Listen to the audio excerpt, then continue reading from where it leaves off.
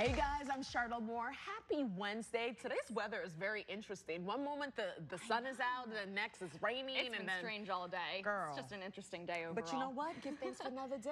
Absolutely. There you go. It is another day, and that's the most important thing. Yes. I'm Christina Denny. Welcome to BMORE Lifestyle. Today, we're talking jobs and healthy cocktails. This you can never go wrong, Healthy right? cocktails? Healthy cocktails. Okay, guys, we can't forget about our pets' health. It's getting hot out there, and just like we can overheat, so can our pets. Real talk there, right, Christina? Yes, all of our pets, not just dogs. Yeah. And Sheinberg from Pawsitive Paws Dog Training is here to give us some do's and don'ts to help keep our pets safe in this heat and humidity. Thank you so much for joining us. Oh, very important conversation. It's very timely right now. Absolutely. Yeah. Absolutely. So what are some important things to keep in mind? We can focus mostly on dogs, but for all animals that are out in the heat. Oh, sure. You know, a lot of people think that in order for their dog to really get exercise, they have to be out there for 35 minutes. They have to walk around the block 6 times. They have to jog for a mile, and they really don't. When it's really hot out there, you could be out there for just a couple of minutes really quick. Let your dog do their business. Let them sniff. Let them check their pee mail. Let them leave some pee mail and let them come back inside. I mean, when they're outside, it's like they're checking their Facebook, you know? Right. So they need that time out there, but they don't need that much time. Just a few minutes here and there. And try to keep them off the asphalt, of course, because that gets really, really hot. You know, and they say, you know, if you put your hand on the asphalt and you put your hand there for about maybe 20 seconds or so, and you can't, after you take your hand off, it's kind of warm, it's a little too hot, it's probably too hot for the dog as well. I agree. That's good to keep in mind. So what can we do to protect their paws? Well, they have booties that they make for dogs, believe it or not. Cute. I know they're fantastic, but what a lot of people, you know, I got a lot of calls for those because the owners, the clients, they say that the dogs just don't like the booties. They're not wearing the booties. They do the funny walk. Right, they do the funny walk, and they try to grab them off. I just want to be an animal. Right, they just want to be naked and free. But if they get used to the booties beforehand, if you have it on inside the house, give them a couple of treats, let them get used to the booties. Don't just put them on when you go out for a walk.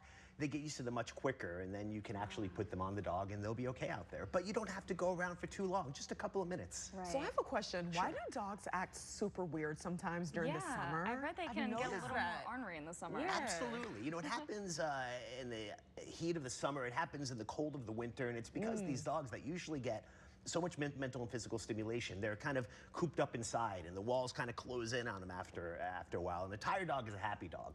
So when you can't take them outside, and the reason why, you know, they get so ornery is because they're not getting that physical mental stimulation they need. So inside the house, they can do that. You could do some mental games with them. The physical stuff, you know, they're playing the fetch and jumping around and playing. It's all kind of part of a dog's DNA. It doesn't really tire them out to do that. But the mental stimulation, they're not used to listening to what we have to say. So every time we ask them to do a watch me, a sit, a stay, a down, something, it tires them out a little bit. And when you do that throughout the day, just a couple of minutes here, a couple of minutes there, it has a huge difference. And at the end of the day, they don't go crazy nuts. They don't start running around and pooping and peeing everywhere inside your house. They're already relatively tired out, as long as you just take a few minutes, a few times a day to do some of the mental stimulation. Yeah, definitely. So kind of on the same hand, we know that fireworks season is coming up, and a lot of dogs are really terrified of fireworks, but I've heard that if you tire them out during the day, then it makes it a little easier in the evening when the fireworks are going off. Is there anything else that we can do to kind of, you know, ease them a little bit? Sure. No, and you're absolutely right. You know, if you tire them out mentally beforehand, it makes a big difference. They also have something called DAP, which is a diffuser that you put inside, you plug it in, and it has these pheromones that helps calm a dog down. It's not an end-all cure for everything, but it does make a difference. So, you know, tiring them out mentally makes a big difference. When the fireworks are going to go off, a lot of people try to keep their dog, you know, just kind of safe and calm and try to just have them sit and just say, don't worry, it's okay, it's okay. But keeping a dog mobile is so important. If they're just sitting there, their mind kind of plays tricks on them after a while, and they get a little bit nuts. So if you walk them around, if you play with them, don't placate them. Don't say, hey, no, it's okay, nothing to worry about. Instead, be like, hey, what are you doing? We're having a good time. Run around with them, play with them, do a little hide and seek game with them, do a couple of stays, and then run out of the room and have them find you. Try to keep it upbeat, try to keep it light. But if you wait until the fireworks start, it's a little too late by that time. They're already a little bit too jazzed at that point, and it might take a little while to get them calmed down. Nice. So we know there are a lot of like dog-friendly festivals, and we want to bring our dogs everywhere during the summer, but we want to make sure they're still healthy, they're staying cool. What are some tips to keep in mind? Obviously, we want to find the shady spots. What else do you think we should do?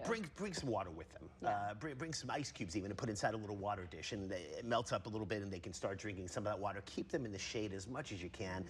Again, they don't need to be out that long when they go to these festivals. Honestly, when it's too hot outside, you really should try to leave your dogs at home. They can only be out there for so long. Do you hear that, people?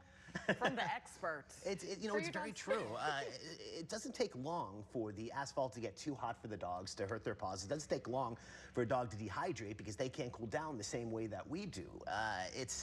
It's terrifying. It really is. You really should leave your dogs inside if it's going to be hot out there and you're going to be out for more than, let's say, 30 minutes or so. Leave them inside. What do you think about dog clothes? Dog clothes? Yeah. I think they're adorable. Are you kidding? Like oh, okay. Beautiful. They don't really cool the dog down, but they're True. Yeah. But cute to look at. Exactly. Are all into it, and some people are like, take off those clothes off my it's dog. a huge industry. It really is. The pet clothes industry is huge. People love dressing up their dogs. It's adorable. Well, we've had a great time chatting with you. Where can we follow you and what you do? Pawsitive Paws Dog Training. It's right out in Remington, actually. It's very close at Good Doggy Daycare, which again, by the way, is a great place to go when it's too hot out there. Let your dog stay there. www.dogbaltimore.com is the website, and I'm happy to answer any and all questions from anybody who sends me an email. Oh, thank you so much. That's absolutely my pleasure. Thanks so much. I love your positive energy. It's so contagious. Positive energy. Yes.